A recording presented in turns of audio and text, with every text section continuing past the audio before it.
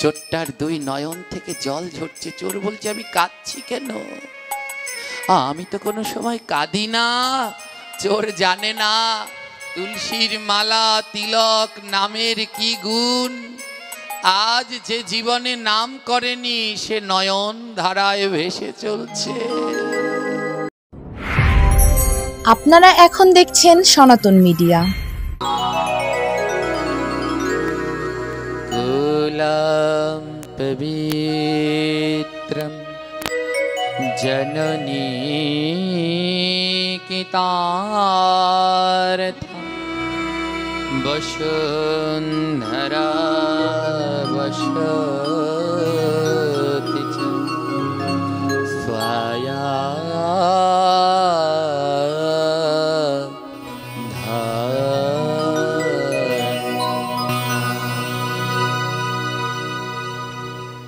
এই শ্লোকে ভগবান শ্রী নারদের কাছে বললেন, জানো নারদ, কোনো বংশে কোনো কুলে যদি একজন কৃষ্ণ ভক্ত জন্মগ্রহণ করে, বললেন কুলম পবিত্রম, বলছে কোনো কুলে বংশে যদি একজন কৃষ্ণ ভক্ত জন্মগ্রহণ করে, বলে ওই কুলের ওই বংশের আর কোনো ভয় নাই। ওই কুল ওই বংশ পবিত্র, ওই বংশ ধন্য যেই কুলে একজন কৃষ্ণ ভক্ত জন্মগ্রহণ করেছে। হ্যাঁ, জন্ম হোক যথা তথা, কর্ম হোক ভালো। অসুর কুলে জন্মগ্রহণ করলেন প্রহ্লাদ, অসুরের সন্তান, বলে তাতে কি, এমন কর্ম করলেন প্রহ্লাদের কর্মের গুণে অসুর কুল উদ্ধার হয়ে গেলেন। কপিকুলে জন্মগ্রহণ করলেন হনুমান, হ্যাঁ বানরকুল কপিকুল, জন্মগ্রহণ করলেন হনুমান। আর হনুমানের মতো পরম ভক্তের কারণে আজ কপিকুল উদ্ধার হয়ে গেল। সর্পকুলে জন্মগ্রহণ করলেন অনন্ত, অনন্ত বাসুকী সর্পকুলে জন্মগ্রহণ করে উদ্ধার করলেন সর্পকুল। পক্ষীকুলে জন্মগ্রহণ করলেন গরুড়, উদ্ধার করলেন পক্ষীকুল। বলে যেই কুলেই জন্মগ্রহণ করো না কেন, যদি জন্মগ্রহণ করে কৃষ্ণ ভক্ত হতে পারো, তবে সেই কুলের আর কোনো ভয় নেই। এক সন্তানের, এক কৃষ্ণ ভক্ত সন্তানের গুণে তার 14 কুল উদ্ধার হয়ে যায়। মহাজনগণ আরো বললেন, কৃষ্ণ ভক্ত সন্তানের গুণ বলন না যায়।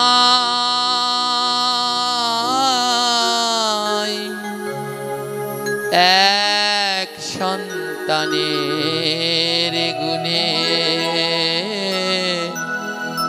বংশ উদ্ধার হয়ে যায়।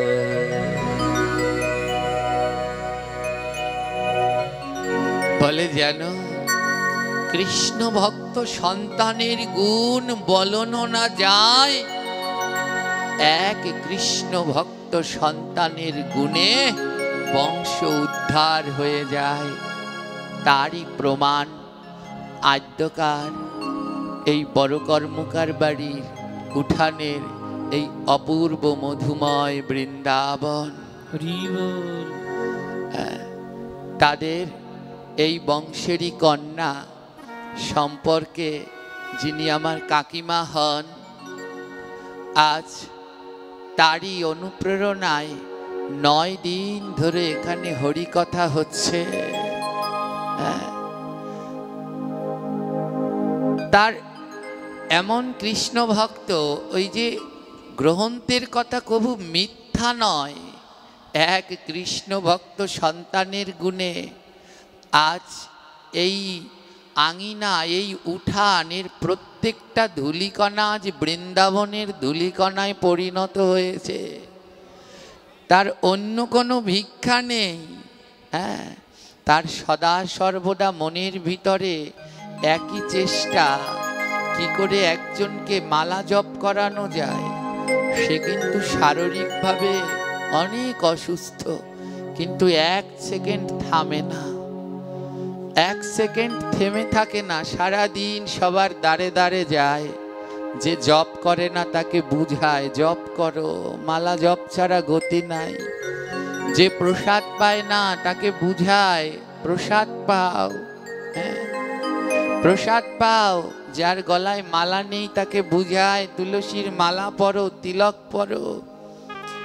ঘুরে ঘুরে সমস্ত জায়গায় প্রচার করে। এক ধন্যাঢ্য পরিবারের কন্যা, এক ধন্যাঢ্য পরিবারের গৃহিণী, কিন্তু কোনো বাঁধনে তাকে বেঁধে রাখতে পারে না। লোকের দ্বারে দ্বারে গিয়ে ভিক্ষা করে, নাম প্রচার করে।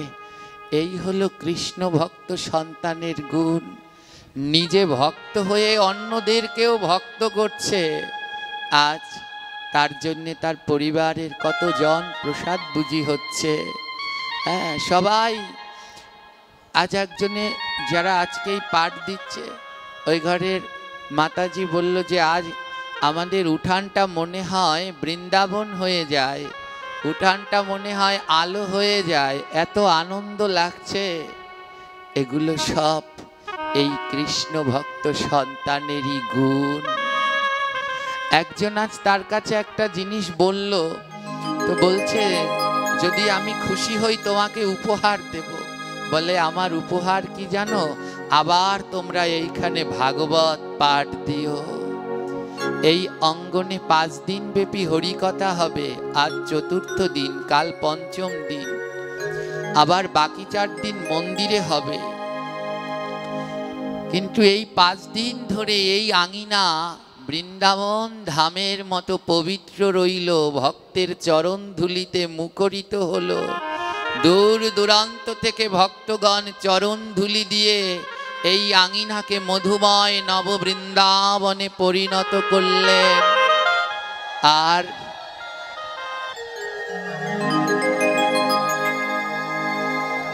আর এর মূলে রয়েছে এক কৃষ্ণ ভক্ত সন্তানের গুণ।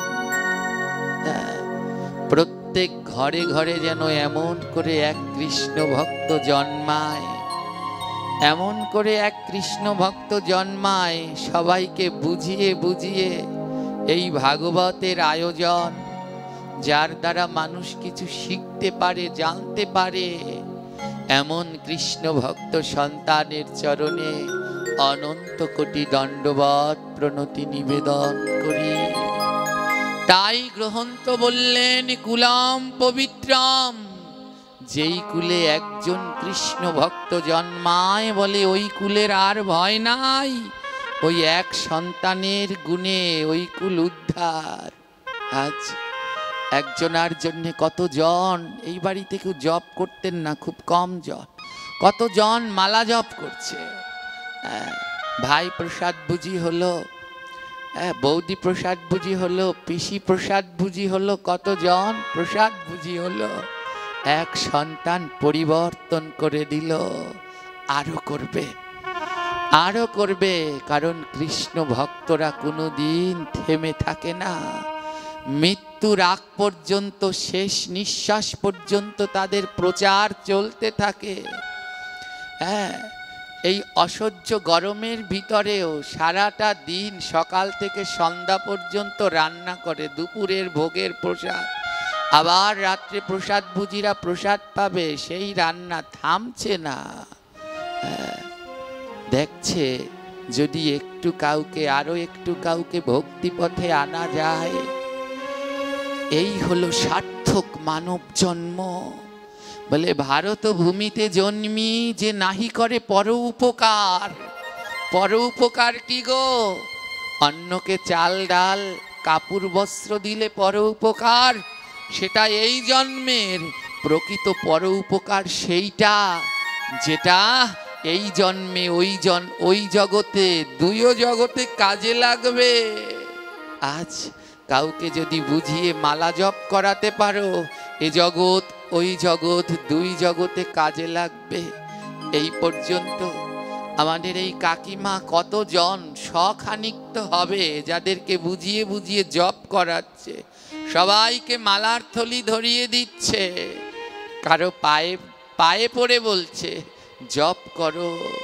হ্যাঁ, কুলম পবিত্রম। পরের লাইনে বললেন জননী কৃতার্থা, যেই মায়ের গর্ভে এই সন্তান জন্মেছে সেই মা কৃতার্থ, ধন্য সেই মা। সেই মাকে বলা হয়েছে শাস্ত্রে, যেই মায়ের গর্ভে কৃষ্ণ ভক্ত সন্তান জন্মায়। মহাজনগণ বললেন সে কোনো সাধারণ মা নয়, সে রত্নগর্ভা মা। আর কি বললেন, বসুন্ধরা বসতি চ সয়াধন্যা। এমন কৃষ্ণ ভক্ত সন্তানের গুণে মা বসুমতী ধন্য হয়, মা বসুমতী ধন্য হয়।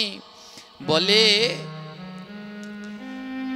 মা বসুমতী প্রতিদিন গোবিন্দের কাছে বলে, প্রার্থনা করে, হে প্রভু আরেকজন কৃষ্ণ ভক্তকে পাঠাও, কারণ ভক্তদের মুক্তির তিনটি উপায় আছে। মহাপ্রভু বললেন ভক্তদের মুক্তির বল শক্তি তিন জায়গায় রয়েছে। কি? ভক্তপাদ ধুলিয়া, ভক্তপদ জল, ভক্ত ভুক্ত উচ্ছিষ্ট তিন, বৈষ্ণবের বসেন হরিবল হরিবল। বসিন বসিন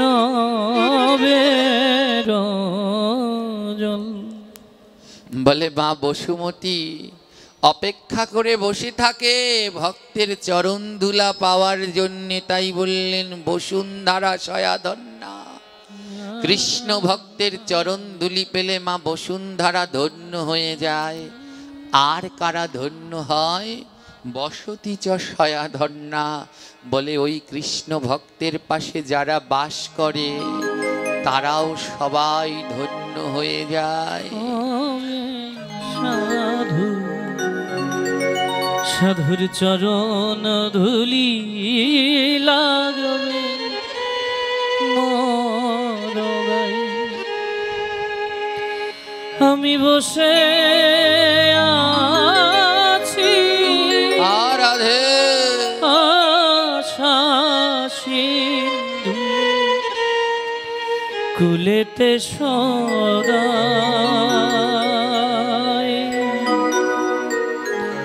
বলি কবে সাধু এমন সাধুর চরণ ধুলি লাগবে মোর গায়ে। এই সাধুর গুণ কি ওরে যায় রে বলা,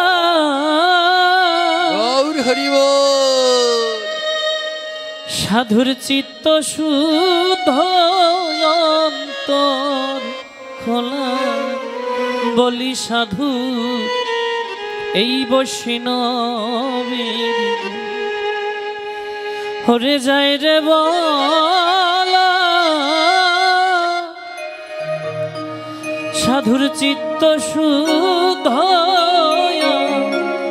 অন্তর খোলা, সাধু দর্শনে যাই মনের ময়লা, গৌর প্রেমানন্দে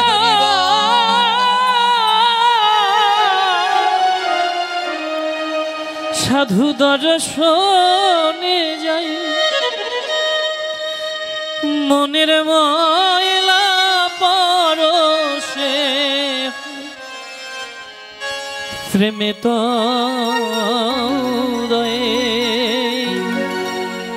আমি কবে সাধু এমন সাধুর চরণ ধুলি লাগবে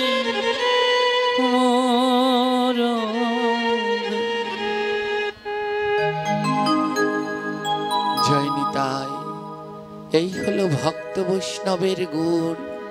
বলে যেইখানে যায় পরশ পাথরের মতো ছোঁয়া লাগিয়ে, এক ভক্ত যেইখানে যায় পরশ পাথরের মতো ছোঁয়া লাগিয়ে আরেকজনকেও ভক্ত করে দেয়। তাই আদ্যকার এই অঙ্গন ধন্য, আদ্যকার এই বাড়ি ধন্য, এমন মধুময় বৃন্দাবনে পরিণত হয়েছে।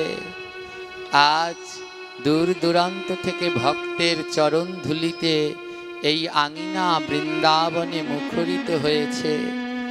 তাই এই বৃন্দাবনের যাত্রা যেন এখানেই শেষ না হয়। যারা রয়েছেন সবার কাছে করজোড়ে অনুরোধ রইল, বছরে একটা দুটো দিন হলেও যেন এই আঙিনায় এমন ভক্ত সঙ্গ করে আপনারা একটা দুটো দিন বছরে এই আঙিনাকে মধুময় বৃন্দাবনে পরিণত করে তুলবে। হরি বল।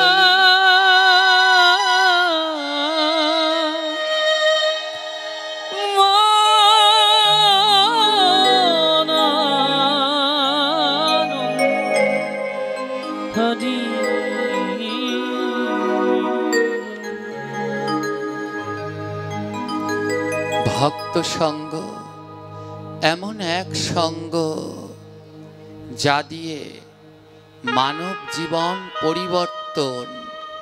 মানব জীবন পরিবর্তনের দুটি উপায় রয়েছে। এক হলো ভক্ত সঙ্গ, আর দ্বিতীয় হলো গ্রহন্ত সঙ্গ। শুদ্ধ ভক্তের একনিষ্ঠ সঙ্গ যদি হয় তাহলে এই জীবন পরিবর্তন হয়। আর অনাবরত যদি গ্রহন্ত সঙ্গ করতে পারো, গ্রহন্ত চর্চা করতে পারো, তাহলেও এই জীবনের পরিবর্তন হয়।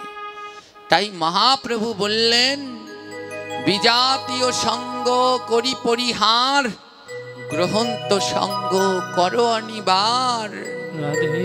বলে অন্য কারো সঙ্গ নয়। বিজাতি বলতে অন্য ধর্ম বোঝায়নি। বিজাতি বলতে কাকে বুঝিয়েছে জানো? বলে যে আমার গোবিন্দের কথা কয় না, যে আমার গোবিন্দের কথা ভাবে না, সেই বিজাতি। বলে তার সঙ্গ না করে বসে বসে গ্রহন্ত সঙ্গ করো। বলে গ্রহন্ত না পড়লে কোনোদিন গ্রহন্তি খোলে না। গ্রহন্তি মানে গিট।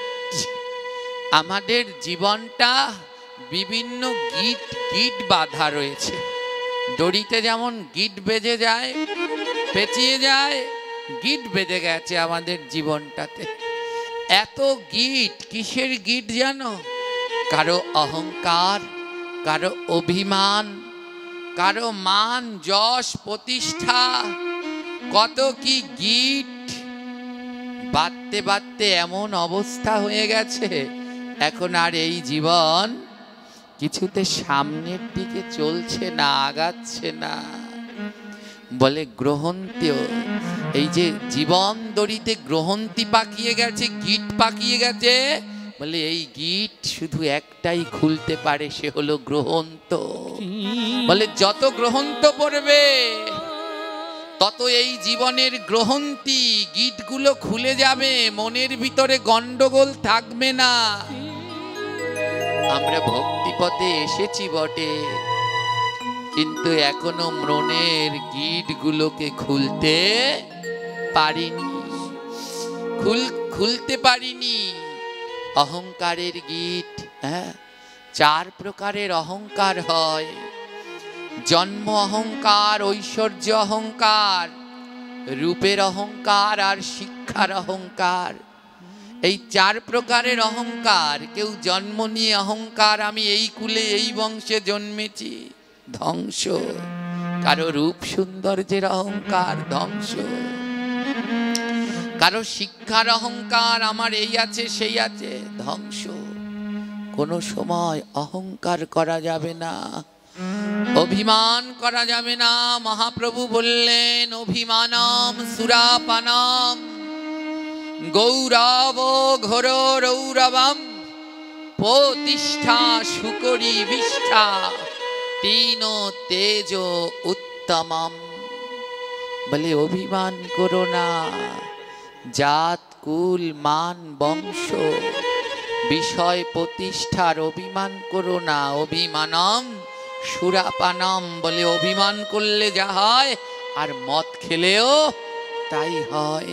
হ্যাঁ, এ জগতে বৈষ্ণবদের ওমা প্রথম দিন না তার পরের দিন আলোচনায় বলেছিলাম, হ্যাঁ, যেদিন দুপুরবেলায় বৈষ্ণব সেবা হলো, মহাদেব কেমন ভাবে বৈষ্ণব সেবায় গিয়েছিল মনে আছে?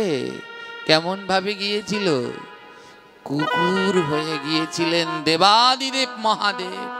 সে কুকুর হয়ে বৈষ্ণব সেবায় প্রসাদ পেতে গেলেন, আর আমরা মানুষ হয়েও প্রসাদের কথা শুনেও প্রসাদ পেতে আসতে পারি না। কিসের আমাদের ভক্তি জীবন? এই ভক্তি জীবন তো তখনই পূর্ণ হবে যখন এই অভিমান মনের ভিতরে থাকবে না।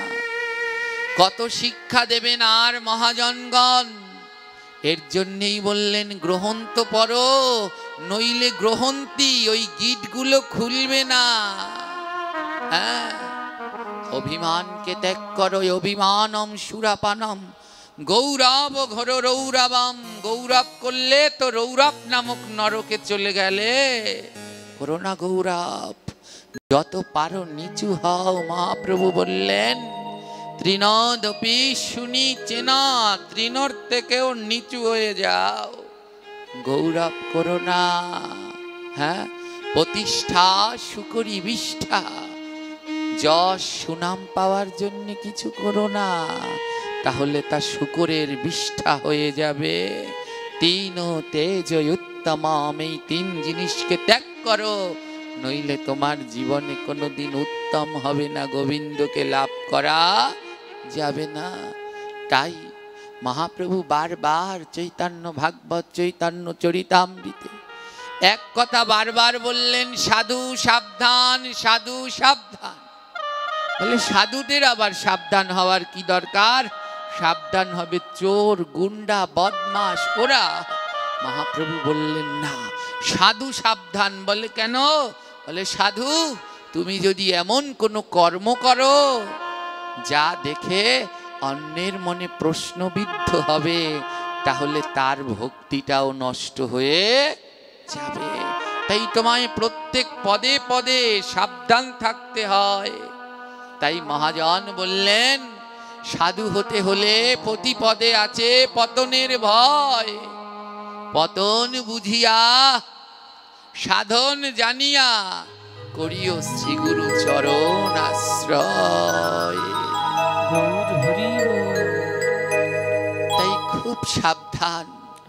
আমাদের এই জীবনকে দুটো জিনিস পরিবর্তন করে দিতে পারে, এক সাধু সঙ্গ আর দ্বিতীয়ত গ্রহন্ত সঙ্গ। এই দুটো জিনিস অনাবরত করতে থাকবেন, ভেদভাত নয়। সমস্ত জায়গা সাধু সঙ্গে গেলেও শিক্ষা পাবেন, আর গ্রহন্ত চর্চা করলেও শিক্ষা পাবেন। এই দুই জায়গায় ঠকবেন না, এই দুই জায়গা থেকে শিক্ষা পাবেন। বলে সাধুদের কাজ কি? একটু আগে বললাম যে যেখানে একজন কৃষ্ণ ভক্ত সন্তান হয়, সে নিজে যেমন ভক্ত হয় আবার অন্যকেও ভক্ত বানায়। তারই দৃষ্টান্ত আজ এই মধুময় বৃন্দাবন। কতজন কত কি মানত করে, আর এই কৃষ্ণ ভক্ত মানত করে কোনো কারো মনোবাসনা পূর্ণ হলে ভাগবত দেবে, কোনো কাউকে মানত করে দেয় তোমার এই ইচ্ছা পূর্ণ হলে কথা দাও মালা জপ করবে। কেমন করে? এর জন্য বলছে যে জনা কৃষ্ণ ভজে সে বড় চাতুর। ভক্ত চরিত্র, আসুন একটু ভক্ত চরিত্র শ্রবণ করি। ভক্ত কেমন হয়, ভক্তের কত দয়া হয়। এক রাজ্যে এক রাজা ছিলেন, এই রাজার নাম ধর্মধ্বজ। এই ধর্মধ্বজ রাজা ছিলেন পরম কৃষ্ণ ভক্ত। ভক্তির কোনো তার অন্ত নেই, ভক্তিতে পরিপূর্ণ রাজা। এই রাজার একমাত্র কন্যা, নাম ছিল তার বৃন্দা। যেমন রাজাও ভক্ত, তেমনি তার একমাত্র কন্যা বৃন্দাও ছিলেন পরম ভক্ত। ভক্তির কোনো শেষ নেই। রাজার যতখানি না ভক্তি রয়েছে, তার থেকে রাজকন্যা বৃন্দার ভক্তি আরো উঁচু স্তরে, আরো উঁচু মার্গে। ভক্তির কোনো অন্ত নেই। বৃন্দা সদা সর্বদা গোবিন্দের নাম প্রেমে মজে থাকে। কৃষ্ণ বিনা অন্য কোনো চিন্তা নাই, সদা সর্বদা গোবিন্দ চিন্তা। গোবিন্দ ছাড়া বৃন্দা আর কিছু বোঝে না। রাজকন্যা, কিন্তু কোনো রাজ ঐশ্বর্য রূপ, বৃন্দা পরমা সুন্দরী, কোনো রূপ ঐশ্বর্য বংশ জাত কুল মান কোনো অহংকার তাকে স্পর্শ করতে পারে না। সদা সর্বদা তার কৃষ্ণ চরণে মতি।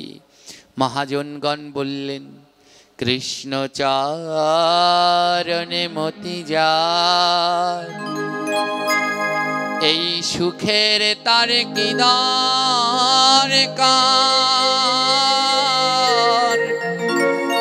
এ জীবনে ভক্তের চরণে ধুলি,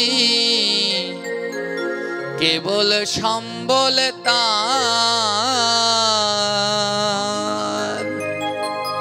বলে জগতে যারা কৃষ্ণ ভক্ত, তাদের এই সুখ ঐশ্বর্যের কোনো দরকার নেই। তাদের দরকার শুধু ভক্তের চরণ ধুলি। রাধে রাধে। রাজকন্যা বৃন্দা পরম ভক্ত, ভক্তির কোনো অন্ত নেই। রাজকন্যার মতো তার ব্যবহার না। যেইখানেই যায় সাধারণদের সাথে মিশে ভক্ত সঙ্গে অনাবরত ডুবে থাকে। কৃষ্ণ চিন্তা ছাড়া তার অন্য চিন্তা নাই। কি করে পাইবে সেই চিন্তামণি, তার ভজন করে যাই। বলে কৃষ্ণ চিন্তা ছাড়া রাজকন্যার অন্য কোনো চিন্তা নাই। বলে ওই চিন্তামণি, কৃষ্ণ নামক চিন্তামণি কি করে পাওয়া যায়? সারাদিন তার সেই চিন্তা, সারাদিন গোবিন্দ অর্চন সেবন সাধুসঙ্গ গ্রহণ অধ্যয়নে ডুবে থাকে। রাজকন্যার চিন্তা কৃষ্ণ, আর রাজার চিন্তা তার কন্যা। কারণ রাজকন্যা দেখতে যেমন সুন্দরী, তেমন পরম ভক্ত। রাজকন্যা, রাজার চিন্তা হয়ে গেল, আমার এত সুন্দরী কন্যা, তার উপরে আমার মেয়ে এত ভক্ত, আমি এই ভক্তকে কার হাতে দেব? ঘরে যদি বিবাহযোগ্যা মেয়ে থাকে, তাহলে মাতা পিতার রাতে আর ঘুম আসে না। রাজার আর কোনো ঘুম নেই, কারণ তার ঘরে এক বিবাহযোগ্য মেয়ে, তা আবার বৃন্দার মা ছিল না। রাজা সারাদিন ভগবানের কাছে প্রার্থনা করে, হে প্রভু, ওর তো মা নেই, সমস্ত কিছু আমাকেই করতে হবে, কিন্তু আমার মেয়ে, আমার কন্যা এত সুন্দরী, এত ভক্ত, এই রকম যোগ্য ছেলে তো আমি কোথাও খুঁজে পাচ্ছি না। ভগবানের কাছে প্রার্থনা করে, প্রভু, আমার কন্যার জন্য তুমি এক পাত্র সন্ধান করে দাও। রাজা চিন্তা করে কন্যার কথা, আর কন্যা চিন্তা করে গোবিন্দের কথা। আর ভগবান বললেন, এ জগতে যে আমার চিন্তা করে, আমি করি তার চিন্তা। যদি গোবিন্দ চিন্তা করো, তোমার আর অন্য চিন্তা লাগবে না, স্বয়ং গোবিন্দই তোমার চিন্তা করবে। তাই সমস্ত কিছু ছেড়ে দিয়ে ওই গোবিন্দ চিন্তা করো না। যেই চিন্তা করে তুমি কিছুই করতে পারবে না, সেই চিন্তা করে লাভ কি? তাই যার চিন্তা করলে পরে সকল চিন্তা তিনি করবেন, তার চিন্তাই করো। রাজা বহু জায়গায় পাত্র সন্ধান করলেন, কিন্তু কন্যার জন্য সুযোগ্য পাত্র পেলেন না। এমতো অবস্থায় রাজা কি করলেন জানেন? এমতো অবস্থায় রাজা ঘোষণা দিয়ে দিলেন স্বয়ংবর সভার। বললেন, আমার কোনো ধনী রাজপুত্র, ধনাঢ্য কোনো বর চাই না আমার কন্যার জন্যে। আমার কন্যার জন্য একজন কৃষ্ণ ভক্ত পাত্র চাই। রাজা প্রহরীদেরকে দিয়ে সমস্ত রাজ্যে, আশেপাশের রাজ্যে ঢেরা পিটিয়ে দিলেন। ধর্মধ্বজের একমাত্র কন্যা বৃন্দা, তার স্বয়ংবর সভার আয়োজন করা হয়েছে। এই স্বয়ংবর সভায় সবাই সমাবেত হতে পারেন, রাজার কোনো আপত্তি নেই। কারণ রাজার কোনো ধন রাজপুত্র চাই না। রাজা তার কন্যার জন্য একজন কৃষ্ণ ভক্ত পাত্রের সন্ধান করছে। ঢেরা পিটিয়ে প্রহরীগণ বলছে, এই রাজ্যের যত কৃষ্ণ ভক্তগণ, আপনারা সবাই এই স্বয়ংবর সভায় অংশগ্রহণ করতে পারেন। সমস্ত জায়গায় সংবাদ পৌঁছে গেল। সমস্ত রাজ্যের যত রাজ্যে কৃষ্ণ ভক্ত ছিল, সবাই রওনা দিলেন রাজকন্যাকে বিবাহ করবার জন্য। লাইন দিয়ে রওনা দিয়েছে সবাই রাজকন্যাকে বিবাহ করবে বলে। হ্যাঁ, কোনো জায়গায় বাদ নেই, সব রওনা দিয়েছে। আর রাজকন্যা ওই ব্যালকনির উপরে দাঁড়িয়ে দাঁড়িয়ে দেখছে রাজপ্রসাদের সামনের মাঠটা ভরে গেছে, কৃষ্ণ ভক্ততে ভরে গেছে। সবাই এসেছে রাজকন্যাকে বিবাহ করতে। রাজকন্যার সখীগণ ডেকে বলছে, রাজকন্যা দেখো, তোমাকে বিবাহ করবার জন্য কত কৃষ্ণ ভক্ত আসলো। রাজকন্যা সখীদেরকে ডেকে বললেন, সখীরে, এই যে যারা মাঠের ভিতরে বসে আছে, দাঁড়িয়ে আছে আমাকে বিবাহ করবার জন্যে, এরা একজনও কৃষ্ণ ভক্ত নয়, একজনও কৃষ্ণ ভক্ত নয়। সখীগণ বলে, কি বলছিস? সব কি সুন্দর মালা করা, তিলক করা, শিকা রাখা, একজনও কৃষ্ণ ভক্ত নয়। রাজকন্যা বললেন, না রে, কেন জানিস? আমার মহাপ্রভু শিক্ষা অষ্টকমে বললেন, এ জগতে যারা কৃষ্ণ ভক্ত, ন ধনম ন জনম, তারা ধন জন কোনো কিছু চায় না। কবিতাম সুন্দরীম্বা, তারা কবিতার মতো সুন্দরী স্ত্রী চায় না। এই মাঠে যারা এসেছে, কেউ এসেছে ধনের লোভে, কেউ এসেছে কবিতারূপ সুন্দরীর লোভে। যদি কৃষ্ণ ভক্ত হতো তাহলে এই মাঠে কেউ দাঁড়াতো না। রাজকন্যার সখীগণ বলছে, তাহলে রাজকন্যা তোর কি গতি হবে? রাজামশাই তো তোর জন্যে কৃষ্ণ ভক্ত পাত্রের জন্য এখানে আয়োজন করলো, একজন কৃষ্ণ ভক্তও নাই। ওমা, এই জগতে যারা প্রকৃত কৃষ্ণ ভক্ত, তারা আরেকজন কৃষ্ণ ভক্তকে দেখলেই চিনতে পারে। হ্যাঁ, যারা ভক্ত দর্শন করেই বুঝতে পারে এ ভক্ত কি ভক্ত না। কিভাবে? তুলসীদাস তার রামচরিত মানুষে বললেন, দুই ছে দুই মেলে তো 64 খেলে, নয় কোর প্রেমানন্দে হরি হরি বলে। বলে কি জানো? দুই ছে দুই মেলে, বলে এক ভক্ত যখন আরেক ভক্তের দিকে তাকায়, এর দুই চোখ আর এর দুই চোখ, যখন ওই চোখে চোখে তাকায়, হ্যাঁ ওমা, ভক্তরা একজন যখন আরেকজনকে দেখে, তাকিয়ে কি তারা মুখ বন্ধ করে থাকে? জোরে বলবেন, থাকে? এক ভক্ত আরেক ভক্তকে দেখলে পরে মুখ বন্ধ করে থাকে? কি বলে তারা? জোরে বলবেন। এক ভক্ত যখন আরেক ভক্তের দিকে তাকায় তখন মুখ বন্ধ করে থাকে না, তারা প্রেম সে বলে ওঠে রাধে রাধে।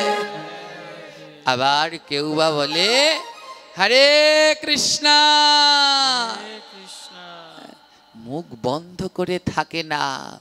তাই 2 মেলে 64 খেলে এর 32টা দাঁত আর ওর 32টা দাঁত। কয়টা হলো? বলে ওই 64টা খেলে ওঠে আনন্দে। ভক্ত দেখলে পরেই বুঝতে পারে, আনন্দে খেলে ওঠে 64টা দাঁত। আর কি বললেন? 9 কোর প্রেমানন্দে হরি হরি বলে। মানব দেহে 9 লক্ষ লোমকূপ আছে। একটা কথা জেনে নিন, যেদিন কোনো সাধুকে দেখে দর্শন করে গায়ের পশমগুলো কাটা দিয়ে উঠবে, শিউরে উঠবে, সেদিন বুঝে নিবেন একজন প্রকৃত সন্তের দর্শন হলো। যাকে দর্শন করার সাথে সাথে গায়ের পশমগুলো শিউরে ওঠে, 9 লক্ষ পশম, হ্যাঁ, লোমকূপগুলো শিউরে ওঠে, সেদিন বুঝে নেবেন যে নিশ্চয়ই একজন শুদ্ধ ভক্ত। তাই বললেন 2 মেলে 64 খেলে 9 কোর প্রেমানন্দে হরি হরি বলে। গায়ের পশমগুলো সেদিন আর স্থির থাকে না। এই সাধু চিনে নেয় গায়ের পশমগুলো, তারা সবাই রোমাঞ্চিত হয়ে হরি হরি বলে ওঠে 9 কোর পশমদের ভিতরে। হরি হরি হরি।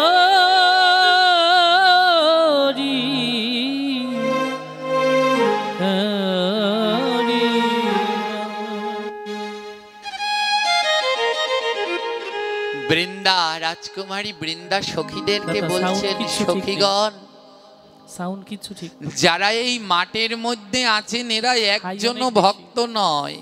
হাই কারণ বৃন্দা তো ভক্ত, দেখেই চিনতে পারে, চিনে গেলেন কেউ ভক্ত না। সখীগণ বলে রাজকুমারী, বিভাব- তাহলে আমি গিয়ে রাজার কাছে খবর দেই। বৃন্দা বলে না, আমার বাবা যে বড় কষ্ট পাবে। বলে একজনও কি আসবে না? তোমাকে বিবাহের জন্য একজনও কি আসবে না? বৃন্দা বলছে সখীগণ অপেক্ষা করো, দেখি না কি হয়, অপেক্ষা করো। এইদিকে মাঠ ভরে যাচ্ছে, কেউ আসছে রাজকুমারীকে বিবাহ করে অপরূপ সুন্দরী পাওয়ার জন্যে, কেউ আসছে রাজার ধন পাওয়ার জন্যে। তাই যত সব চলে আসছে আজ বৈষ্ণব হয়ে। একদিকে কি হলো, পাশের গ্রামে একটা চোর বাস করত। চোরটার নাম ছিল সুদর্শন। হ্যাঁ, সুদর্শন শব্দের অর্থ কি মায়েরা জানেন তো? যাকে দেখতে বড় সুন্দর তাকে বলে। চোরটার নাম সুদর্শন। আদৌ চোর হলে হবে কি, দেখতেও সুদর্শন, খুব সুন্দর চেহারা, হ্যাঁ, লম্বা চওড়া, গায়ের রং কনক বর্ণ, অপূর্ব সুন্দর দেখতে। নাম সুদর্শন, দেখতেও সুদর্শন, কিন্তু একটা জায়গায় ওর স্বভাব ভালো না, হলো একজন চোর। সারা দিন চুরি করে। তো এই যে ঢেরা পেটাচ্ছে, হ্যাঁ, লোকজন জড়ো হয়ে শুনছে। সুদর্শন কি করছে, ওই লোকজন যেই জড়ো হয়ে শুনছে ওর মধ্যে দিয়ে লোকজনের জিনিসপত্র চুরি করছে। হ্যাঁ, চোর, হ্যাঁ, সমস্ত জায়গায় চোর আছে। হ্যাঁ, কোনো না কোনো অবস্থায় তারা অবস্থান করছে। তো এই যে চুরি করছে, একজনে হাতটা ধরে ফেলেছে। আরে এই সুদর্শন চোরা, তোর স্বভাব আর গেল না। এইদিকে রাজবাড়ির ঢেরা পিটাচ্ছে আর তুই চুরি করছিস। শুনেছিস রাজার প্রহরীরা কি বলছে? সুদর্শন চোরা বলছে, কি বলছে? বলে রাজকন্যার জন্য এক পাত্র চাই, সেই পাত্র হতে হবে পরম ভক্ত। ওই লোক বলছে সুদর্শন, তোকে দেখতে এত সুন্দর, যদি তুই ভক্ত হতিস, চোর না হয়ে ভক্ত হতিস, আমার মন বলছে রাজা তার কন্যা তোকেই দিয়ে দিত। সুদর্শনের মাথার মধ্যে ঢুকলো, কি আমি যদি ভক্ত হতাম তাহলে রাজা তার কন্যা আমায় দিয়ে দিত?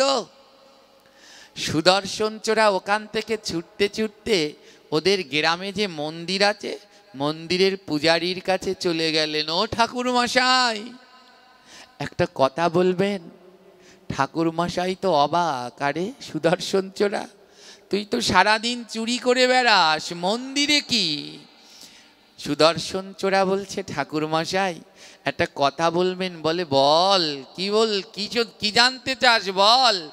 সুদর্শন চোরা বলছে, ঠাকুর মশাই ভক্ত হতে হলে কি লাগে? ভক্ত হতে হলে কি লাগে? ওর মাথায় ঢুকে গেছে, যদি ভক্ত হতাম তাহলে রাজকন্যা আমার হতো, আর রাজকন্যা পেলে পরে ধনও পেতাম, আর রাজকন্যাও। সুদর্শন চোরা মনে মনে সিদ্ধান্ত নিলেন, যেমন করে হোক ওই রাজকন্যা আমার। মন্দিরের পূজারীর কাছে গিয়ে বললেন, ঠাকুর মশাই বলুন না ভক্ত হতে কি কি লাগে? ঠাকুর মশাই বলল, শোন, বহিরঙ্গ অন্তরঙ্গ পরে, আগে বহিরঙ্গটাকে সাজা, আগে বহিরঙ্গটাকে সাজিয়ে নে। বলে, কিভাবে? ঠাকুর মশাই বলছে, শোন, গলায় একটা তুলসীর মালা পর, গলায় একটা তুলসীর মালা পর, ললাটে টানা করে তিলক পর, ধুতি উত্তরী নামাবলী পর। হ্যাঁ, ধুতি উত্তরী নামাবলী পর, দেখবি আগে তো সাধুটা সেজে নে, তারপরে সাধু হবি। বিভিন্ন জন বিভিন্নভাবে আমাদেরকে বলে সাধু সেজে কোনো লাভ নেই, যেদিনকে সাধু হতে পারবো সেদিন সাধু হব। অনেককে বলি একটু তুলসীর মালা পরো, বলে ও লাগবে না, হ্যাঁ যেদিন সাধু হতে পারবো সেই দিন পরবো, সাধু সাইজা কোনো লাভ নেই। হ্যাঁ, হয়েছে কি এমন অবস্থা, বলে সাঁতার সেদিন দেব যেদিন সাঁতার জানবো, সেই দিন জলে নেমে সাঁতার দেব। ওমা বলছে সাঁতার সেদিন দেব যেদিন সাঁতার পারবো, সেদিন জলে নামবো, তার আগে আর জলে নামবো না। বলুন, জলে না নামলে কি সাঁতার শেখা যায়? জলে যদি না নামি তাহলে সাঁতার শেখা যায়? যায় না, জলে নামতে হয়। বলে সাধু না সাজলে কোনোদিন সাধু হওয়া যায় না, আগে সাজতে হয়। ভগবানের মন্দিরে পুজো দিতে গেলেই পুজো দেওয়া যায় না, ওই পুজো দেওয়ার আগে দাদা সঙ্গে তিলক করে সেজে নিতে হয়। গোবিন্দ বললেন, আগে তুমি সাজো, তারপরে আমায় সাজাও। তাই মন্দিরে যখন যাই আমরা আগে তিলক করি, ধুতি উত্তরী নামাবলী পরে নিজে সেজে তারপরে ভগবানকে সাজাতে যাই। তাই নিজে না সাজলে কোনোদিন সাধু হওয়া যায় না। ঠাকুর মশাই বললেন, সুদর্শন আগে তো সাধু সাজ, যা ভক্ত হতে গেলে আগে গলায় তুলসীর মালাটা পরে নে, দাদা সঙ্গে তিলক পরে নে, উত্তরী নামাবলী পরে নে। হ্যাঁ, সুদর্শন বলল, যে করেই হোক সাধু আমায় হতেই হবে। আর ওই লোক বলেছে আমি যদি সাধু হতাম, আমায় নাকি দেখতে ভারী সুন্দর, তাহলে রাজা নাকি তার কন্যা আমায় দিয়ে দিত, যে করে হোক সাধু হতে হবে। সুদর্শন কি করলেন জানেন? তৎকালীন সময়ে যাত্রাপালা হতো, বাজারে দোকান থাকতো, যাত্রাপালার পোশাক ভাড়া দেয়া হতো। আগিলা দিনে যারা আছেন তারা জানবেন, দোকান থাকতো বাজারে, যাত্রাপালার পোশাক ভাড়া দিত।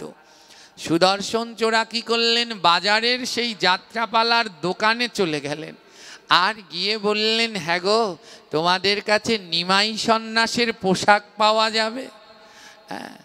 যাত্রাপালার দোকানদার বলছেন, সব পাওয়া যাবে কিন্তু তোকে দেয়া যাবে না, কারণ তুই এমন চোরার চোর, তোকে কোনো ভরসা। চোর বলছে, চিন্তা করো না, তোমাদের গুনে গুনে টাকা দিয়ে দেব। দোকানদার বলছে চুরি করা ছাড়া দিয়ে এখন আবার যাত্রা করা ধরেছিস? হ্যাঁ। চোর বলছে চিন্তা নাই, দেও না, নিমাই সন্ন্যাসে কি কি লাগে। যাত্রাপালার দোকানদার ধুতি উত্তরীয় নামাবলী দিয়ে দিলেন, তুলসীর মালা তিলক সমস্ত কিছু দিয়ে দিলেন। হ্যাঁ, সব কিছু দিয়ে দিলেন।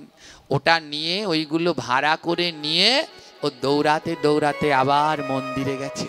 ঠাকুরমশাই সব নিয়ে এসেছি, এবার আমাকে সাজিয়ে দিন।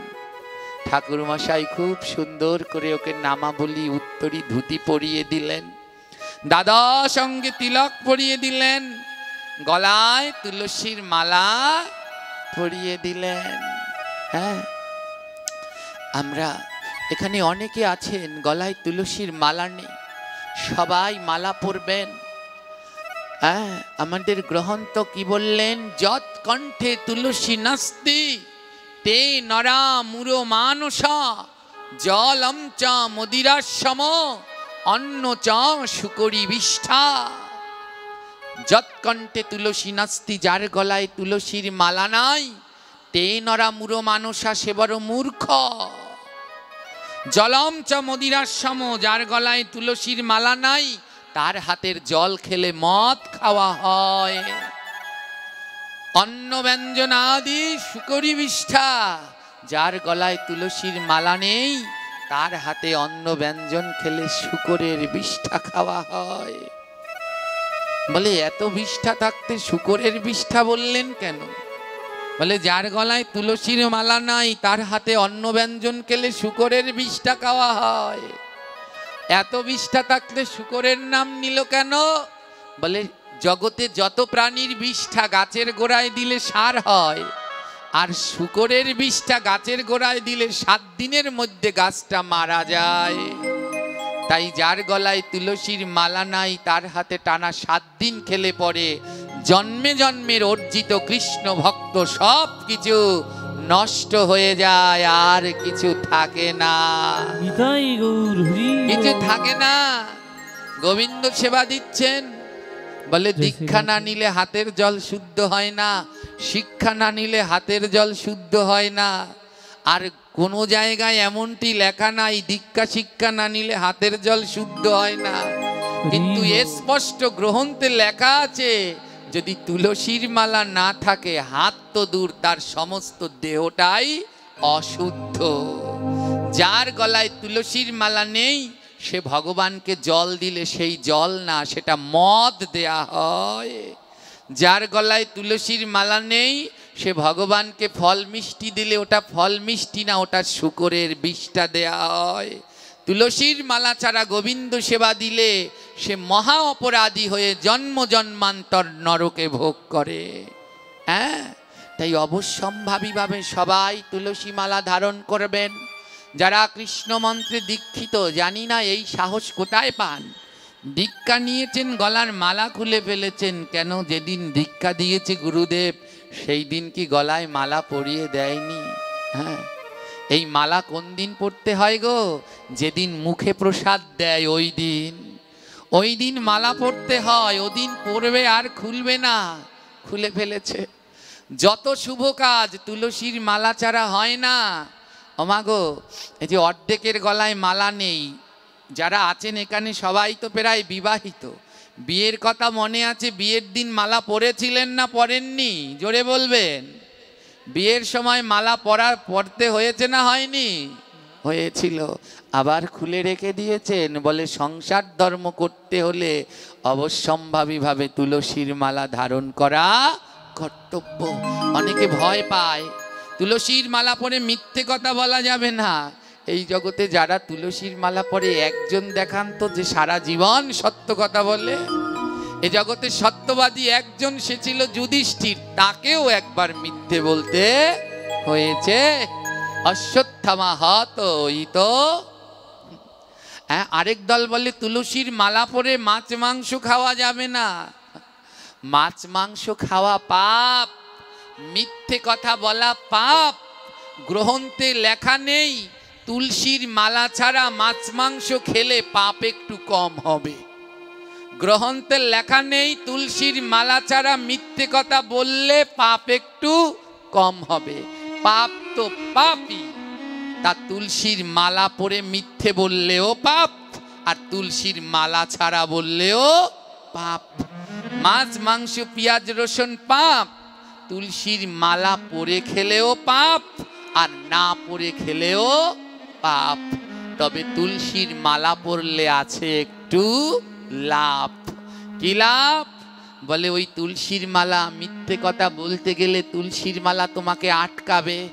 অনেক মিথ্যে বলেছো, আর বলো না, আমি তোমার গলায় ওই যখন ওই অখাদ্য খাবেন, যদি কেউ আটকাতে পারে সে তুলসীর মালা, ডেকে বলবে আর খেও না, আমি তোমার গলা এবার থামো। মনে রাখবেন, তুলসীর মালা হলো ভক্তি দেবী। যতক্ষণ গলায় তুলসীর মালা না থাকে, কৃষ্ণ ভক্তি যতবার আসবে ততবারই চলে যাবে। আশ্রয় করিয়া ভজে তারে কৃষ্ণ নাহি ত্যাজে, আর সব মরে অকারণ। তাই বৃন্দা দেবী তুলসী দেবীকে আশ্রয় করে ভজন করুন। ওই দীক্ষা শিক্ষা নিলে হয়তো ডান হাত বাঁ হাত শুদ্ধ হবে, কিন্তু গলায় তুলসীর মালা পরে নিলে হরিবোল বলে সর্ব অঙ্গই শুদ্ধ হয়ে যাবে, গোবিন্দের সেবায় লাগবে।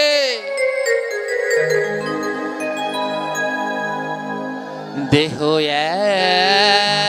এক নৈবেদ্য, যদি তুলসী না থাকে, সেই নৈবেদ্য কি বলো গোবিন্দের ভোগে লাগে। বলে গোবিন্দকে যেই নৈবেদ্যই দাও, তাতে যদি তুলসী না থাকে তাহলে ওটা গোবিন্দ সেবায়। দেহটাও এক নৈবেদ্য, এটা গোবিন্দ সেবার জন্য হয়েছে। কতকার সেবা করি, কিন্তু আদৌ এই দেহ গোবিন্দ সেবার জন্যে। এই দেহ নামক নৈবেদ্যকে গোবিন্দ সেবায় লাগাও। সবাই গলায় তুলসীর মালা পরো। বোনেরা ভয় পাচ্ছ?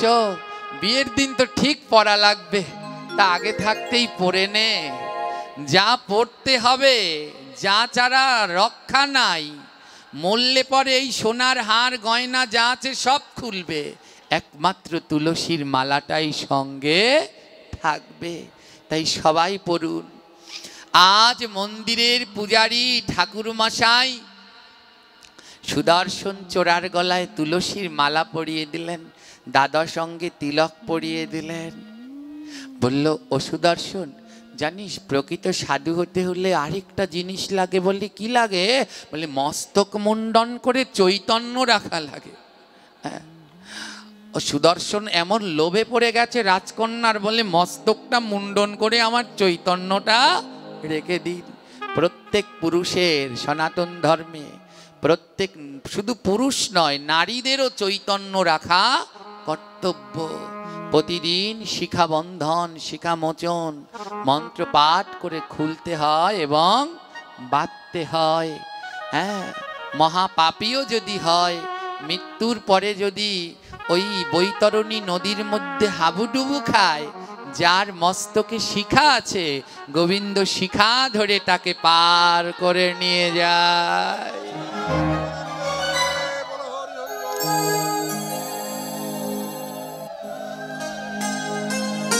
পূজারী ঠাকুর বললেন, সুদর্শন মাথায় চৈতন্য লাগে।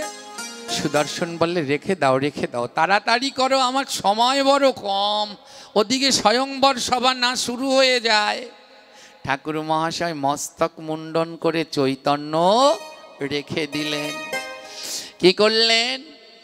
গলায় মালা, উত্তরীয়, নামাবলী, দাদা সঙ্গে তিলক, চৈতন্য পরে, চৈতন্য ধারণ করে আজ ওই সুদর্শন চোরা ঠাকুর মহাশয়ের সামনে দাঁড়িয়েছে। আর ঠাকুর মহাশয় দেখলেন, আহা, ওই যে বললাম ভক্তরা ভক্ত দেখলেই চিনতে পারে, ঠাকুর মহাশয় চিনে ফেললেন এ ভক্ত। ঠাকুর মহাশয় লুটিয়ে পড়ে বললেন, সুদর্শন, তুই কিছুতেই চোর হতে পারিস না। আমার মন বলছে তুই একদিন এক পরম ভক্তে পরিণত হবি। তোর দেহ থেকে যে দিব্য জ্যোতি বেরোচ্ছে রে। হরি বল। তোর দেহ থেকে দিব্য জ্যোতি বেরোচ্ছে। কি হলো? সুদর্শন অপূর্ব সুন্দর, দেখতে সুন্দর তো। আজ যখন মালা তিলক পড়েছে, ওকে অপূর্ব এক বৈষ্ণব পরম শুদ্ধ ভক্তের মতো মনে হচ্ছে।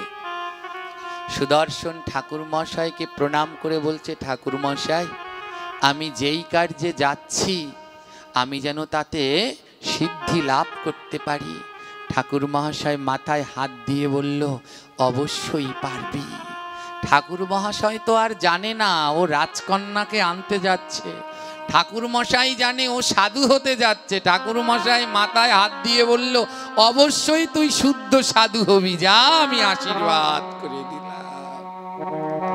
সুদর্শন রওনা দিলেন।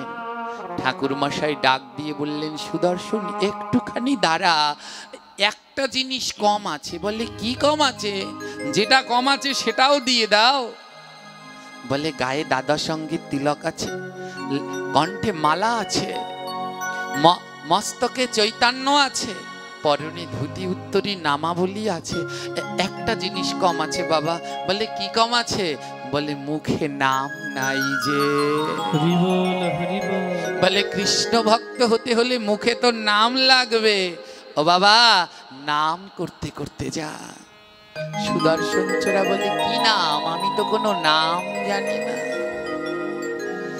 ওই ঠাকুর মশাই বাবাজি কি করলেন, গলা থেকে জপের মালাটা, নিজের জপের মালাটা খুলে ওই চোরের গলায় পরিয়ে দিলেন। নে এই জপের মালাটা নে, আর এতে নাম করতে করতে রওনা দে সামনের দিকে আগা। নে, কি নাম করবো বাবাজি? কানে কানে বলে দিলেন, হরে কৃষ্ণ কৃষ্ণ কৃষ্ণ কৃষ্ণ হরে হরে, হরে রাম রাম রাম রাম হরে হরে, হরে কৃষ্ণ কৃষ্ণ, সবাই মিলে কৃষ্ণ কৃষ্ণ হরে হরে, কারো মুখ বন্ধ না। হরে রাম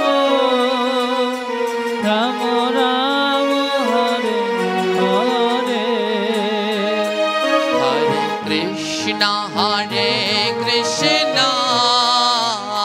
কৃষ্ণ কৃষ্ণ হরে হরে, হরে রাম রাম রাম রাম হরে হরে, হরে কৃষ্ণ কৃষ্ণ কৃষ্ণ কৃষ্ণ হরে হরে, তালি দিয়ে, তালে তালে, হরে রাম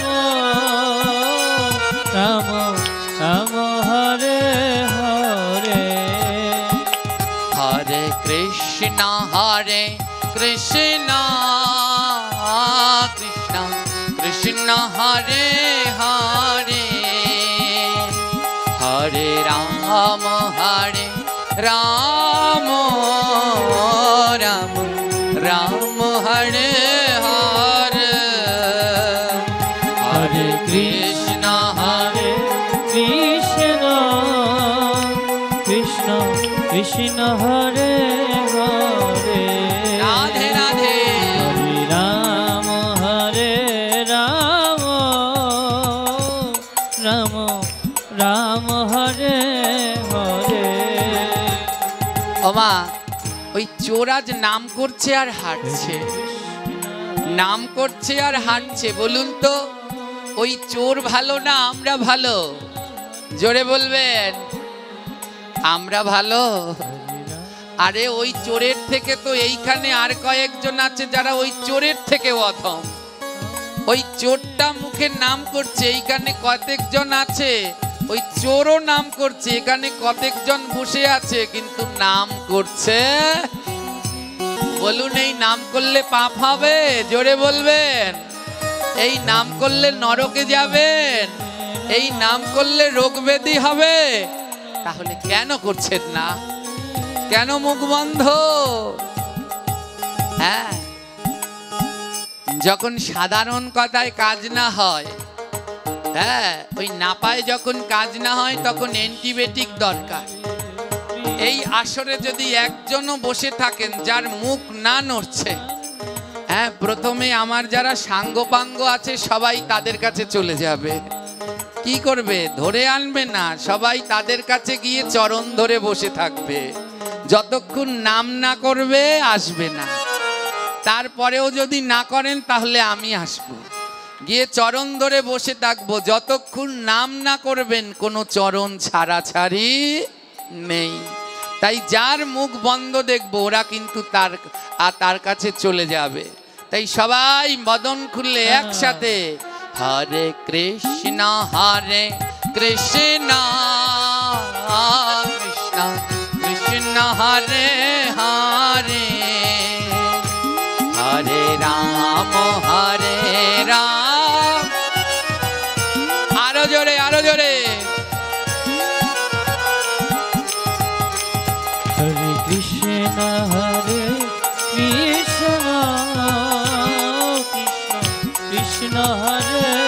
আমি কিন্তু দেখছি যার মুখ না নড়বে চলে যাব তার কাছে, কোনো ছাড়াছাড়ি নেই।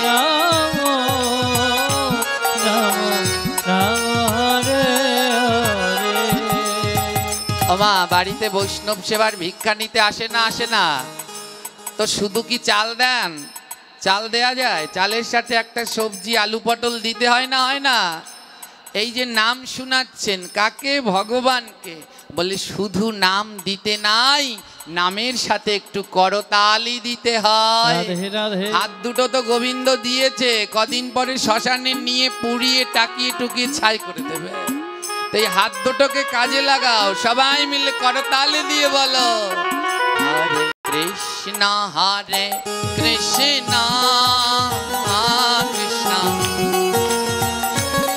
হরি বল হরি বল।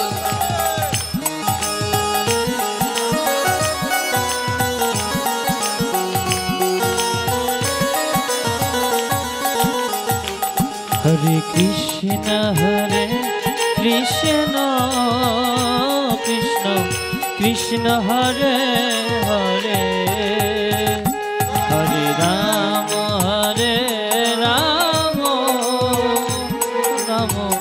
রাম হরে হরে। আহা, নামের থেকে আনন্দ আর কিছু আছে? ওদের দেখলে বোঝা যাচ্ছে ওদের দ্বারা হবে। ওই যে সব, হ্যাঁ, ওই যে ছোটরা যুবকরা জেগে উঠেছে, ওরা আনন্দে নাচতে শুরু করেছে। নামে কাজ শুরু হয়েছে। কে বলছে হবে না? বলে শুধু সরস্বতী পুজোই নয়, আজ নামের তালে তালে সবাই মিলে হরে কৃষ্ণ কৃষ্ণ দুবাহু তুলে সবাই দুবাহু তুলে হরে হরে রাম, সবাই দুবাহু তুলে হাতে তালি, দুই বাহু তুলে দেব লাফিয়ে হরে কৃষ্ণ কৃষ্ণ কৃষ্ণ কৃষ্ণ হরে হরে বাবা রাধে রাধে রাম হরে রাম রাম রাম হরে হরে। আহা, চোরাজ নাম গাইতে গাইতে যাচ্ছে, নাম প্রসঙ্গে আসলো। আমরা যেখানেই পাঠ করি, বিশেষ করে 7 দিন 5 দিন যেখানেই থাকি, একদিন আমরা নগর সংকীর্তনে যাই। এইখানেও বন্ধ যাবেন না, কারণ সবাই বলে আমাদের বাসায় একটু যাবেন। এত বাসায় বাসায় আমার যাওয়া সম্ভব না, তাই একটা বুদ্ধি বের করি কি সব বাড়িতে পাড়ায় নগর সংকীর্তন করে সবার ঘরে ঘরে যাই। তো যারা এই পাড়ায় আছেন, কালকে সকালে কিন্তু আমরা সবাই মিলে আপনাদের ঘরে ঘরে ভগবানের ভুবন মঙ্গল নাম সংকীর্তন নিয়ে সমবেত হব। হরে কৃষ্ণ হরে কৃষ্ণ হরে হরে গৌর হরি বল। হরে রাম রাম হরে হরে। আজ চোর নাম গাইছে আর যাচ্ছে, যেতে যেতে না ওর দুই নয়ন থেকে টপ টপ করে জল ঝরছে। চোর অবাক হয়ে গেলেন, একি আমার নয়নে জল ঝরছে কেন? আমি তো কোনো সময় কাঁদি না। এই নামের এমন গুণ তোমরা জানো না। এই নাম যারা করে তারা জানে এই নামের কি গুণ। বলে জগতের যত নেশা আছে সব নেশা ত্যাগ করা যায়, কিন্তু কেউ যদি একবার নামের নেশা করে মৃত্যুর আগ পর্যন্ত নামের নেশা তাকে আর ছাড়ে না। তাই অন্য নেশা বাদ দিয়ে নামের নেশা করো। যেই নেশা করলে গৌর চলে আসবে, যেই নেশা করলে আমার নিতাই চলে আসবে, সেই নাম জপের নেশা করো। চোরটার দুই নয়ন থেকে জল ঝরছে। চোর বলছে আমি কাঁদছি কেন? আমি তো কোনো সময় কাঁদি না। চোর জানে না তুলসীর মালা তিলক নামের কি গুণ। আজ যে জীবনে নাম করেনি সে নয়ন ধারায় ভেসে চলছে। আজ স্বয়ংবর সবাই গিয়ে চোরও দাঁড়িয়েছে, স্বয়ংবর সবাই গিয়ে চোরও দাঁড়িয়েছে। রাজকন্যা বরমালা নিয়ে আগাচ্ছে, যার দিকেই তাকাচ্ছে দেখে ভক্তি নেই। আছে কিছু কিছু ভক্তি আছে, কিন্তু পূর্ণ কারো ভিতরে। রাজকন্যা ঘুরে ঘুরে দেখছে মাঠ ভর্তি ছেলে ভরা। রাজকন্যা বলছে এত ছেলের মধ্যে আমি কার গলায় মালা পরাবো? তো শেষ পর্যন্ত আর রাজকন্যা যেতে পারলেন না। সুদর্শন চোরা বলে সর্বনাশ, রাজকন্যা তো ঘুরে চলে যাচ্ছে, আমার দিকে তো আর আসলেন না। সুদর্শন চোরা বলে আমায় যদি নাই দেখে তাহলে মালা কি করে পরাবে? সুদর্শন চোরা কি করলেন, ওই যে যারা বৈষ্ণব হয়ে দাঁড়িয়েছেন বিয়ে করার জন্যে, সুদর্শন চোরা সবার চরণ ধুলি মাখতে লাগলেন। কেমন ভাবে গড়াগড়ি দিয়ে একেবারে এমাতা দিয়ে গড়াতে গড়াতে সামনে যাচ্ছে। কেন? ওর উদ্দেশ্য হলো রাজকন্যা যেন ওকে দেখে। সামনে কি করে যাওয়া যায়? তো এখান থেকে গড়াতে ওখানে যাচ্ছে, ওখান থেকে গড়াতে ওখানে যাচ্ছে। ভক্তির আর কোনো শেষ নাই। সবাই বলছে দেখ দেখ এইটাই আসল ভক্ত, কেমন ধুলার মধ্যে গড়াগড়ি করছে। সখীগণ, রাজকন্যার সাথে তো সখীরা ছিল, সখীগণ বলছে দেখ রাজকন্যা তুই ভক্ত খুঁজে পাস না, ওই দেখ আসল ভক্ত। বিয়ে করতে এসে কেমন চরণ ধুলা মাখছে। হ্যাঁ, ভক্তির কোনো শেষ নাই। রাজকন্যা বললেন শোন সখী, অতি ভক্তি, জোরে বলুন, বলে চরণ ধুলা মাখা ভালো, কিন্তু অতি না। বলে সবাই মাখছে কিন্তু ওর মতো তো আর মাখছে না, ও তো গড়াতে গড়াতে একেবারে সামনে চলে আসছে। রাজকন্যা বুঝে নিলেন যে ভক্ত নয়, একটা চোর। আর এই সভায় যে কটা ছেলে বিয়ে করতে এসেছে সবার মধ্যে কিছু না কিছু ভক্তি চর্চা আছে, এর ভিতরে কিছুই নাই। রাজকন্যা চিনে নিলেন। রাজকন্যা কোনো কথা বললেন না, রাজকন্যা বরমাল্যটা নিয়ে ওর গলায় পরিয়ে দিলেন। ওর গলায় পরিয়ে দিলেন। সবাই মিলে জয়ধ্বনি শঙ্খধ্বনি উলুধ্বনি করলেন। রাজকন্যার জন্য বর পাওয়া গেল।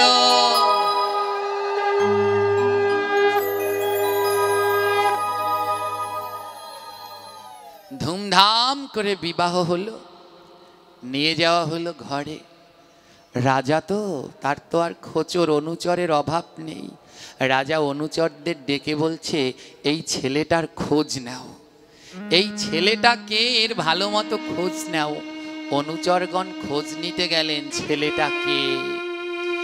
এইদিকে সুদর্শন চোরা মনে মনে বলছে এখানে বেশিক্ষণ থাকা যাবে না, কারণ রাজা ঠিক জানতে পারবে আমি যে একটা চোর।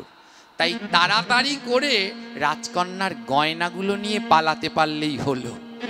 আর কিছু লাগবে না, যে গয়না ওর 1-1.5 বস্তা নিয়ে পালাতে পারলেই আমার সারা জীবন কেটে যাবে। এদিকে রাজকন্যা গোবিন্দ মন্দিরে সেবা দিতে গেলেন, আর সুদর্শন চোরা রাজকন্যার ঘরের ভিতরে সিন্ধুক আলমারি সব খুঁজতে লাগলো গয়না কোথায় রেখেছে।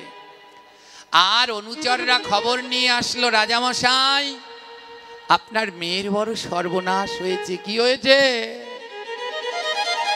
বলে যার সাথে আপনার মেয়ের বিয়ে হয়েছে ও কোনো ভক্ত নয়, ও একটা চোর।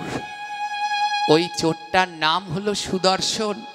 ও আমাদের পাশের রাজ্যের চোর, সাধু সেজে আপনাকে আর রাজকন্যাকে ঠকিয়েছে। রাজা মাটির উপরে বসে পড়ল, হে ভগবান, আমার মেয়ে এত ভক্ত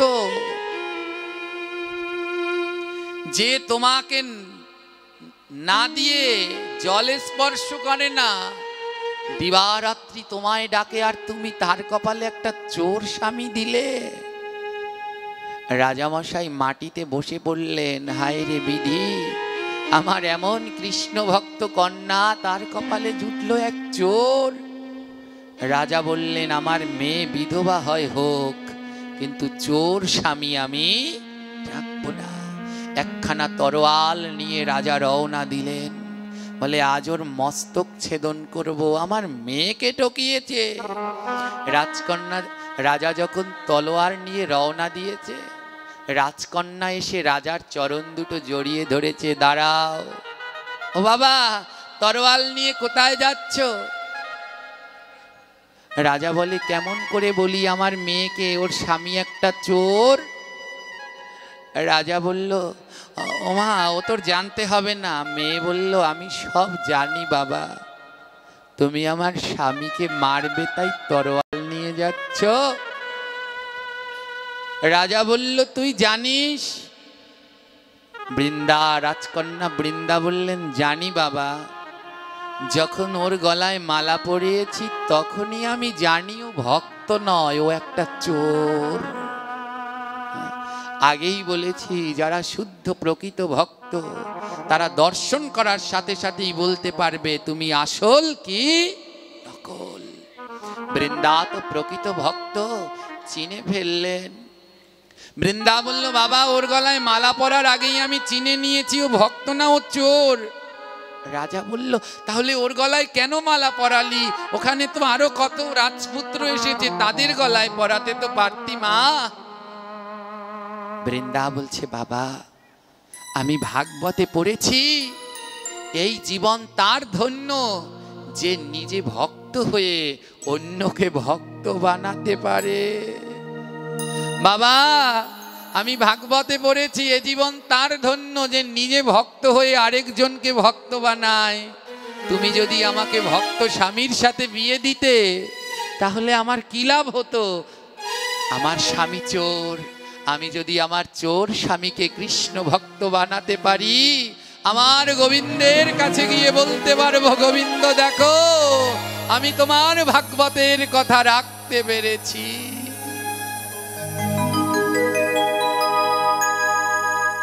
রাজামশাই লুটিয়ে বসে পড়লেন। রাজাও ভক্ত। রাজা বললেন, আমার অন্ধ চোখ খুলে দিলি মা, এমন করে তো কোনোদিন ভাবিনি। নিজের জীবনের কথা প্রত্যেকটা মেয়ে ভাবে তার সুখ, তার স্বামী, তার সংসারের কথা।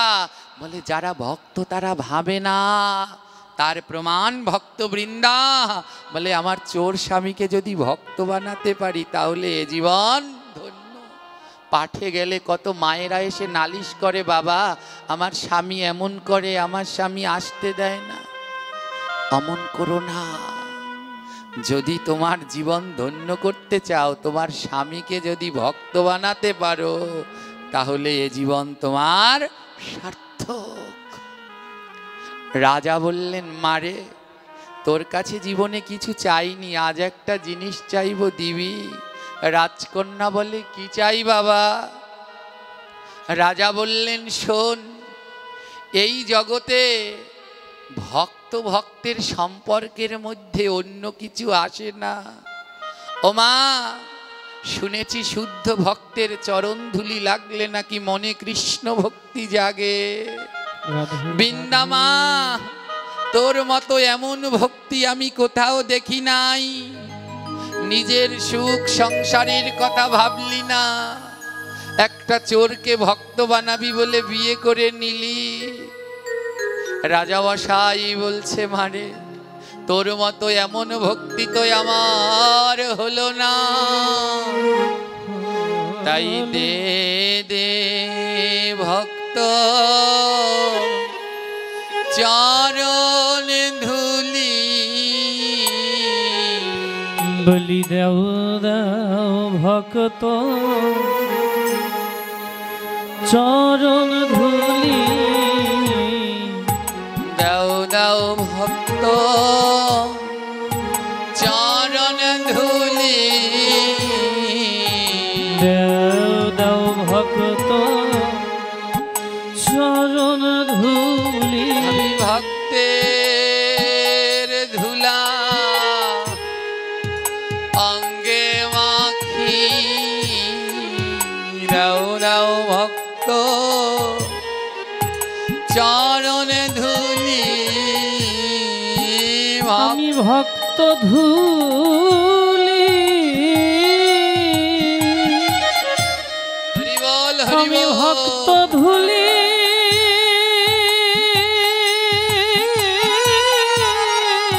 রাধে অঙ্গে মাখি, দেও দেও ভক্তে চরণ ধুলি। বলে এই ভক্ত কোথায় পাবো? বলি এমন ভক্ত আমি কোথায় পাবো? আমি ভক্ত বড়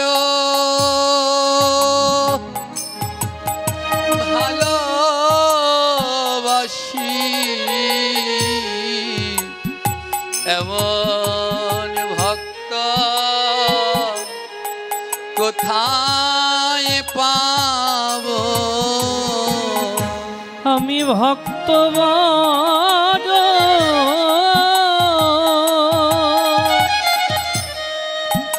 আমি ভক্ত বড় হরি বল, নিতাই গৌর প্রেমানন্দে আগমন গৌর, হরি বল। বড় ভালোবাসি,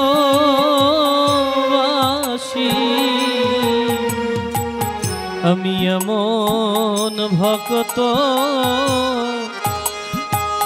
কোথায় পাবো? বৃন্দা বলছে, বাবা হরে তুমি যদি আমার চরণে হাত দাও, আমার যে অপরাধ হয়ে যাবে। হরে কৃষ্ণ, এই হলো মা ভক্ত ভক্তির ভাব। সেই দিন মনে করবেন আপনার জীবন ধন্য। কোন দিন?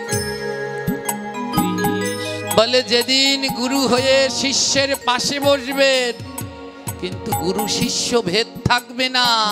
গুরু হয়ে যদি শিষ্যের ধুলা মাখতে পারে, বলে সেদিন গুরুর জীবন ধন্য।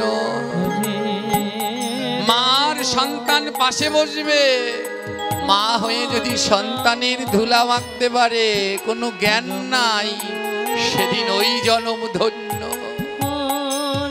স্বামী স্ত্রী পাশে বসবে, যদি স্বামী হয়ে স্ত্রীর ধুলা নিয়ে দিতে পারে, তাহলে ওই সম্পর্ক ধন্য। যেদিন আর কোনো জ্ঞান থাকে না, সর্বময় শুধু ভক্ত অনুসন্ধান। বৃন্দা বলে, বাবা তুমি যদি আবার চরণে হাত দাও আবার যে অপরাধ হবে।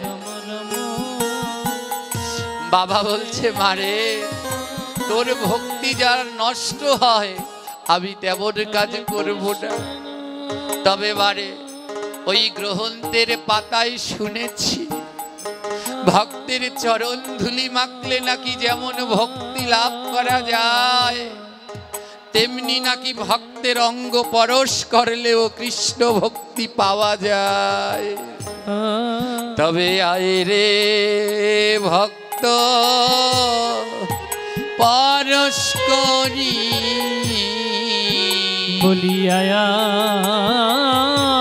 ভক্ত একবার পরশ হে আয়া ভক্ত পরশ করি বলিয়া ভক্ত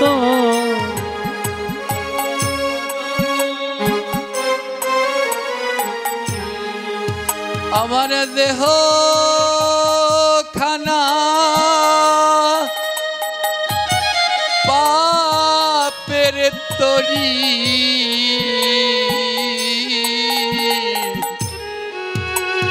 আয় আয় ভক্ত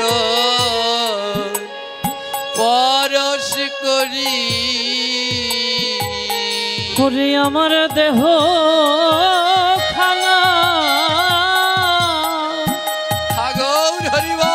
সেই দেহ খানা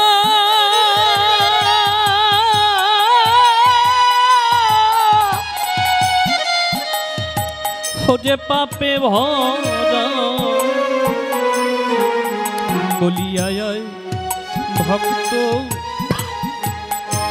একবার পরশ করি হবে আমার হয় না কোনো গতি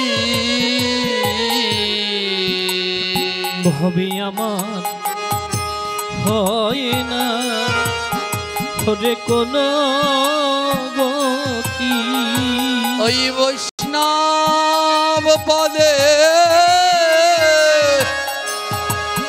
নাই রে মতি আমার হয় না কোনো গতি ওই বৈষ্ণব পদে ওই বৈষ্ণব পদে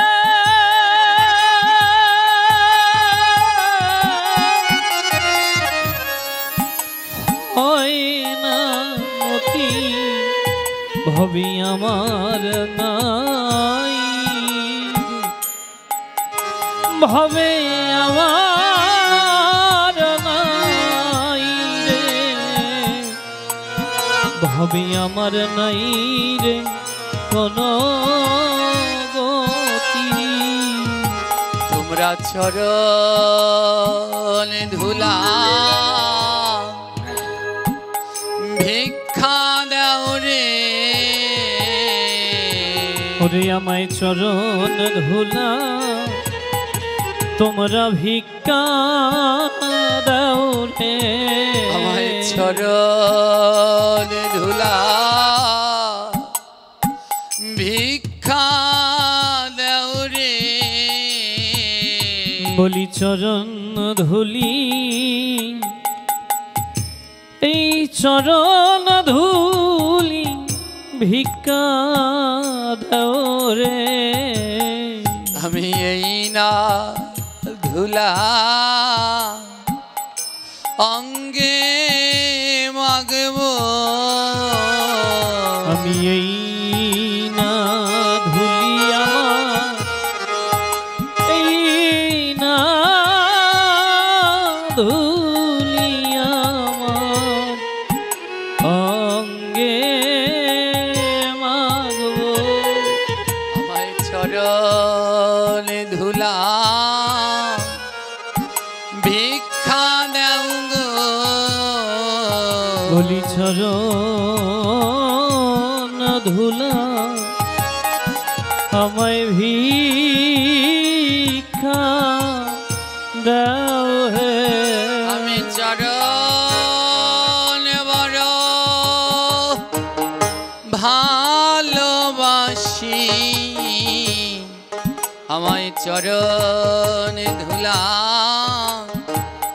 ভিক্ষা দেও গো। আমি চরণ বড় ভালোবাসি, আমায় চরণ ধুলি ভিক্ষা দাও হে। আমায় চরণ ছাড়া করুণা, বলি চরণ ছাড়া করুণা হে। আমায় চরণ ছাড়া করুণা গো।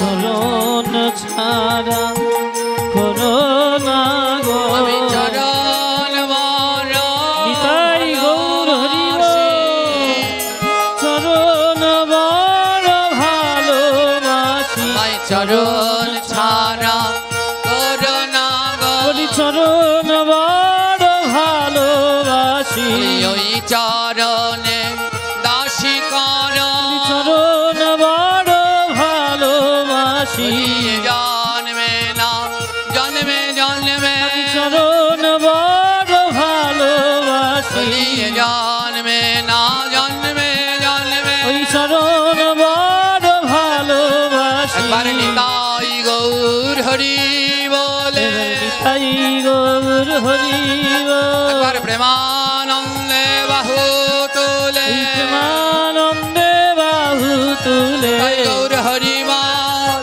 হরি বল হরি বল হরি বল। নিতাই গৌর হরি বল, হরি বল, হরি বল, হরি বল। হরি ভক্তবৃন্দার আলোচনা এখানে শেষ হয়নি, কিন্তু আমাদের সময় শেষ হয়ে গেছে।